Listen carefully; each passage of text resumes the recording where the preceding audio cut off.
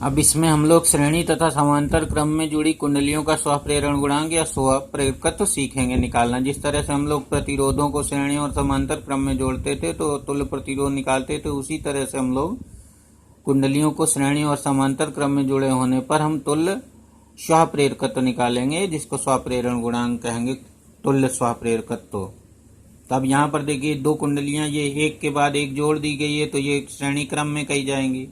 और अगर हम लोग दोनों कुंडलियों को दो बिंदुओं के बीच जोड़ते, जैसे ये यहाँ से ये बैटरी और यहाँ से ये दोनों एक ही जगह जुड़ी हुई हैं दोनों कुंडलियां, तो इनको समांतर क्रम कहा जाता है। तो पहले हम लोग इसमें देखेंगे।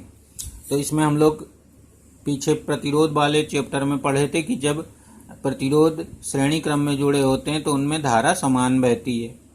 तो यहाँ पर अगर हम धारा में परिवर्तन करें तो दोनों कुंडलियों में धारा परिवर्तन की दर जो होगी वो समान होगी। तो यहाँ पर धारा परिवर्तन की दर को समान लेके चला जाता है। तो मान लेते हैं कुंडलियां श्रेणी क्रम में जुड़ी हैं, अतः धारा परिवर्तन की दर समान होगी di/dt। यदि कुंडली के स्वप्रेरकत्व L1 और L2 हो, इसका स्वप्रेरकत्व L1 और इसका स्वप्रेरकत्व L2 हो, तो पहली वाली कुंडली में प्रेरित विद्युत वाहक बल E1 बराबर हो जाएगा -L1, पहले पढ़ चुके हो, di/dt।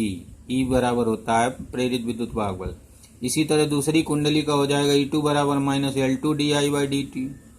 अब यदि स्रोत का विद्युत वाहक बल E हो तो E बराबर इनके दोनों के प्रेरित विद्युत वाहक बलों के योग के बराबर होगा, तो E बराबर E1 + E2 लिख देते हैं। तो इन दोनों को मान रखकर माइनस कॉमन ले लेते हैं और L1 + L2 ब्रैकेट में आ जाएगा, di/dt भी कॉमन हो जाएगा। तो इस प्रकार से अब दोनों कुंडलियों का अगर हम दोनों का संयुक्त या तुल्य प्रेरकत्व या स्वप्रेरण गुणांक L ले लें, कैपिटल L, तो इसमें E की जगह पर लिख सकते हैं -L di/dt। तो यहाँ पर हम लोग लिख देंगे -L di/dt, तो -L di/dt हो जाएगा और ये माइनस तो माइनस माइनस ये प्लस हो गया और di/dt दोनों तरफ से कट गए। तो इस तरह से फार्मूला आ गया L बराबर L1 + L2, जिस तरह से प्रतिरोधों को श्रेणी क्रम में जोड़ने पर निकला था। तो याद रखना है कि श्रेणी क्रम में तुल्य प्रेरकत्व कुंडलियों के स्वप्रेरकत्वों के योग के बराबर होता है। तो ये हो गया श्रेणी क्रम का। इसी तरह समांतर क्रम में समझ लीजिए। अब समांतर क्रम में चूंकि दोनों कुंडलियां एक ही जगह पर जुड़ी होती हैं, इसलिए इनमें जो विद्युत वाहक बल प्रेरित होता है वो सेम होता है और स्रोत के विद्युत वाहक बल के बराबर होता है।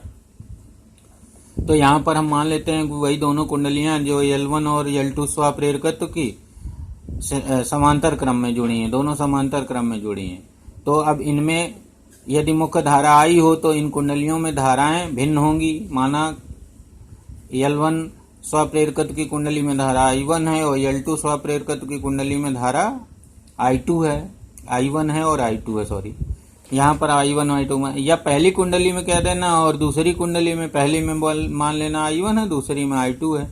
तो यहाँ पर मुख्य धारा I बराबर हो जाएगा I1 + I2। अब प्रेरित विद्युत वाहक बल दोनों में सेम रहेंगे और वो स्रोत के विद्युत वाहक बल के बराबर होंगे। अब यहाँ पर पहले मान लीजिए हम धारा परिवर्तन कर रहे हैं dt समय में, तो dt से पहले हम डिवाइड कर लेंगे। तो dt से जब डिवाइड कर लेंगे तो यहाँ पर आ जाएगा ΔI/dt ΔI1/Δt प्लस di2/Δt, ये आ जाएगा।